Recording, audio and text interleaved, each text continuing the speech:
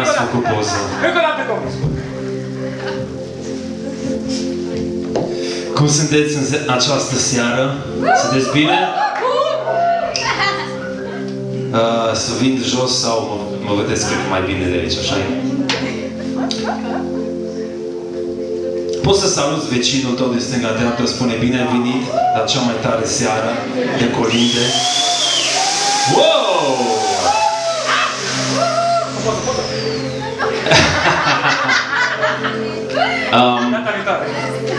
Am decis să facem această seară, să fie, pentru că este ultima seară de colinde, e ultima seară de O2 din anul 2015. Vă dați seama că a trecut un an întreg? Sincer, 2015 a fost un an frumos și știu că 2016 are lucruri foarte tari care ne așteaptă, dar în timp ce muzicienii iau o pauză și se pregătesc pentru a doua parte a acestei seri speciale, vreau să vorbesc câteva minute, nu o să vă rețin foarte mult, ci 15 minute în care vreau să vorbesc despre un subiect interesant, un subiect drag inimii mele. Și înainte de asta vreau să citesc un singur verset din Isaia 7:14. De aceea Domnul însuși vă va da un semn. Iată, fecioara va rămâne însărcinată, va naște un fiu și îl va pune numele Emanuel. Dumnezeu este cu noi. Scurtul meu monolog se intitulează Hristos, eroul meu. Probabil că mulți dintre voi ați vizionat multe meciuri de box, nu? Câți dintre voi vă plac meciurile de box? Ok, poate nu vă place neapărat și poate chiar ați fost într-un meci de box sau poate ați văzut un meci de box. Și știți că vine partea în cadrul meciului de box în care prezentatorul prezintă cei doi luptători. Știi, și îi luptător în stânga de obicei și unul în dreapta și parcă îl vezi pe, de obicei în engleză se prezintă și mai ales ca și mic copil îmi plăcea să imit prezentatorul respectiv. Știi, și mai ales că adaug așa o voce foarte groasă. And here, in the left corner, the undisputed champion of the world, Max O'Reilly! And let's get into Rumble!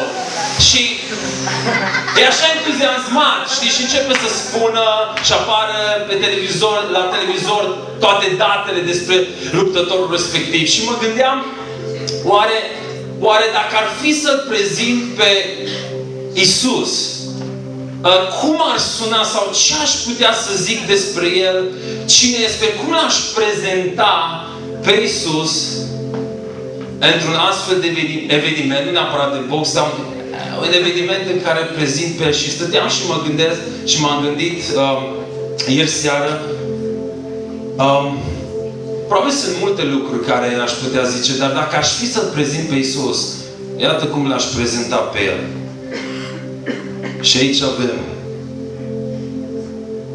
în partea dreaptă, la dreapta Tatălui, a împlinit prin naștere și prin moartea și prin învierea sa în jur de 100 de profeții din Vechiul Testament.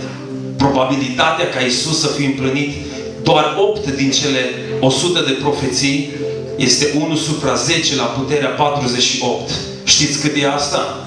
Ideea că ai lua întreg teritoriul României și ai umple întreg teritoriul României la o grosime de 1 metru de monezi de 50 de bani și ai merge cu un avion și ai marca o monedă de 50 de bani și ai arunca undeva în România, probabilitatea ca Isus să fie împlinit doar 8 din cele 100 de profeții e probabilitatea ca tu, prietene, să cazi din avion și să nimerești legat la ochi acel ban marcat de persoana din avion. Primul om care umblă pe ape. Primul om să scoată duhuri rele din oameni, eliberându-i. Primul om cu 3 învieri din morți documentate istoric. Primul om să vindece orice boală posibilă cunoscută omului. Singurul Dumnezeu dintre toți zeii menționați de la începutul omenirii până astăzi, 4200 de religii, 330.000 de zei, doar Hristos moare pentru creația sa.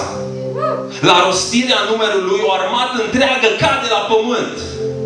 Un cuvânt și-a creat 100 de miliarde de galaxii, în care, în medie, o galaxie are 100 de miliarde de stele.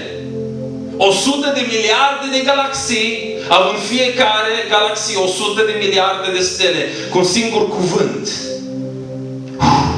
La momentul ăsta, publicul se întreabă, cine este acest om? Cine îi acest om? El este Alfa și Omega, începutul și sfârșitul. Singura persoană care a iertat păcate și a dus eliberare de sub păcat. Primul care a învins moartea, învind din morți prin puterea sa. Doamnelor și domnilor, El este campionul campionilor. Iisus Hristos, începutul și împlinitorul credinței, Alfa și Omega. Cel atot puternic, Iisus Hristos. Și publicul îi deliră, îl aclamă, îl aplaudă pe acest incredibil campion, Iisus Hristos.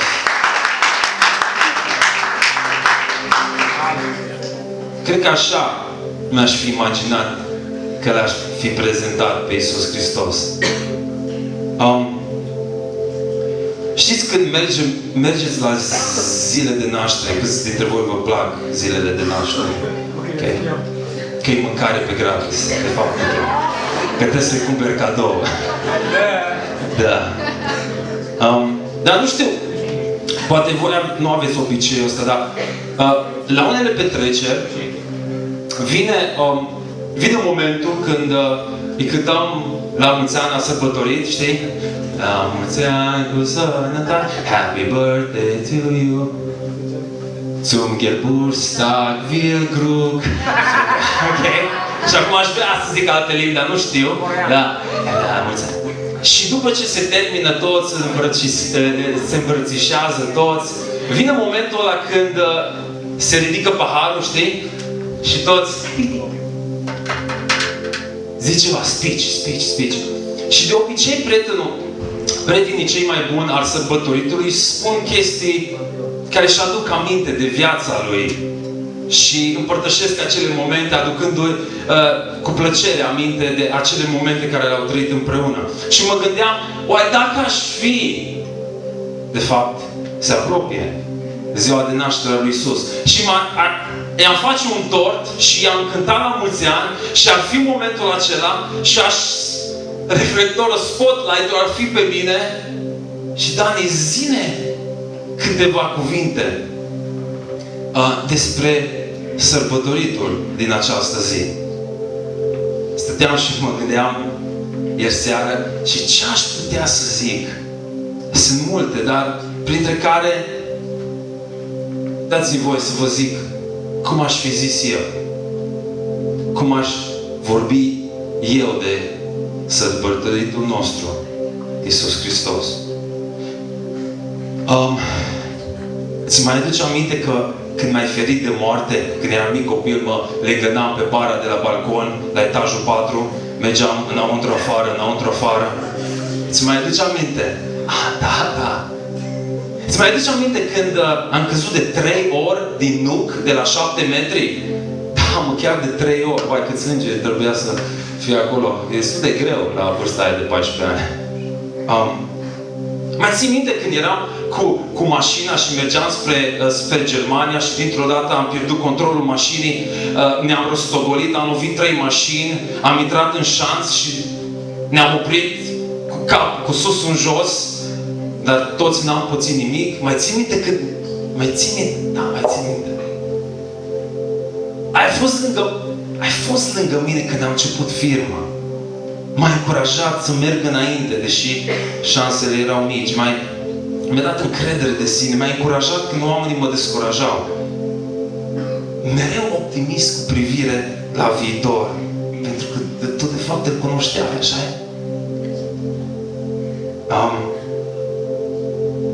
Mereu mă încuraja angajez să fiu altruist, să fac lucruri bune pentru oamenii din jurul meu, oarecum prietenia pe care o avem, parcă mă face să fiu așa.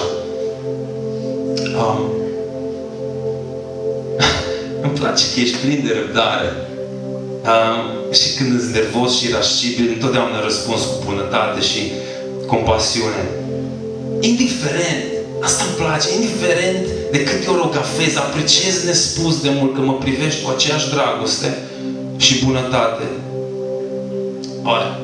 Pot să-ți mulțumesc că m-ai scos din mocirla vieții singure și monotone, din vârtejul condamnării și a vinovăției și mi-ai dat bucuria și pacea care, sincer, au depășit orice altă experiență din viața mea de până atunci. Iubesc disponibilitatea ta. Oricând ești dispus să mergem la o plimbare, să jucăm un basket și ești ochi și urechi să mă asculți ofurile și frustrările. Ce să zic? Ești incredibil.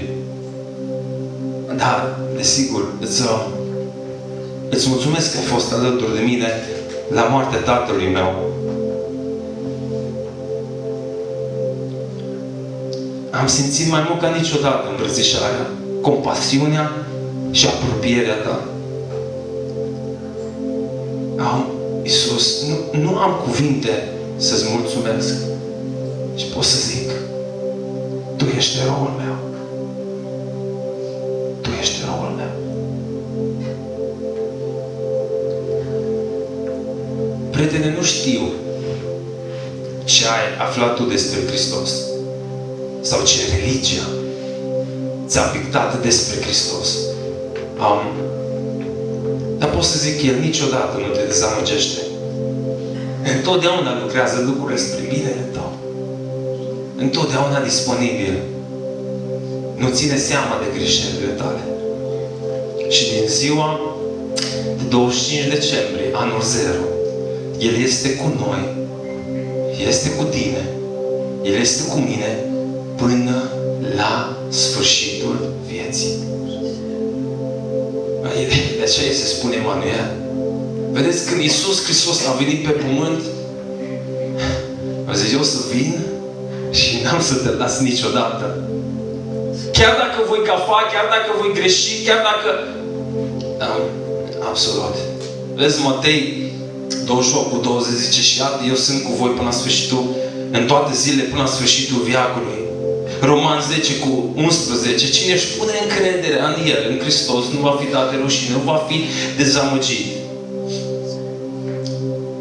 Pentru mine, mă întreb, Dani, ce pentru tine Crăciunul? Pentru mine Crăciunul e când mă aduc aminte de eroul meu,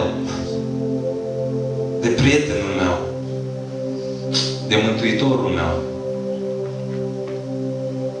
Chiar așa e disponibil să meargă la o plimbare cu tine și mai mult, prietene.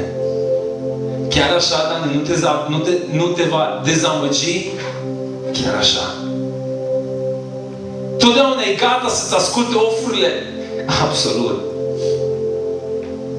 Nu-i mânios pe mine când greșesc, când o dau în bară? Exact. Cred că de Crăciun aș vrea și pentru mine, asta e ce-mi spun mie și ce vreau de Crăciun. Vreau să-mi țin ochii ațintiți pe Iisus Hristos. Așa cum spune frumos autorul cărții Evrei. Evrei 12:2. Zice, ochii ațintiți asupra lui Hristos. Începutul și plinitorul credinței, care pentru bucuria pusă înainte a suferit crucea, n-a ținut seama de ocară și era așezut de-a dreapta tronului lui Dumnezeu. Aș vrea să încheiem să încheie acest mic monolog prin a vă ruga să vă închideți un pic ochii, pentru că vreau să vă pun o întrebare și vreau să vă provoc să iau o decizie în această seară. Dacă ești prezent aici și simți că ai auzit vorbindu-se despre acest erou, acest campion al campionilor și ai zis, Dani, nu neapărat, nu e așa prezent în viața mea. Nu simt așa prezent în viața mea. Sau ești conștient de cine este El, dar în ultima parte a vieții tale ai cam lăsat-o cam moală și te simți cam departe de El. Cu toți ochii închiși, 2 minute, nu o să rețin mai mult din timpul tău. Trebuie doar să vorbești cu El. Astă seară, aici. Și spune în această seară, voi veni în viața ta și nu te voi lăsa nici odată. Și voi fi întotdeauna acolo lângă tine. Te voi ridica în caz, te voi scoate din ruine, îți voi unge rănile, îți voi vindeca durerea. Eu sunt Emanuel. Dacă vrei să simți mai aproape în această seară, te provoc la o rugăciune. Te provoc să vorbești cu El. El te ascultă. Spune-i. Dacă decizi să-ți pui timp deoparte să mergi la o plimbare cu El, spune-o. Dacă pur și simplu vrei să te ajute într-o circunstanță grea în care te regăsești, spune-o. El de aceea a venit în lume. De aceea îi aici. De aceea sărbătorim, că să comemorăm, să ne aducem aminte că El a venit să fie cu tine și cu mine. Să fie cu noi. El îi Emanuel. Următoarele 30 de secunde aș vrea să spui lui Dumnezeu într-un mod cât mai sincer. Dacă vrei să simți mai aproape, spune, vreau să te simt, nu te-am simțit. Dacă se simți departe de El, nu-i mânios, nu-i supărat, că nu deloc, abia așteaptă să te îmbrățișeze, să te cuprindă cu dragoste și compasiunea Lui infinit de mare.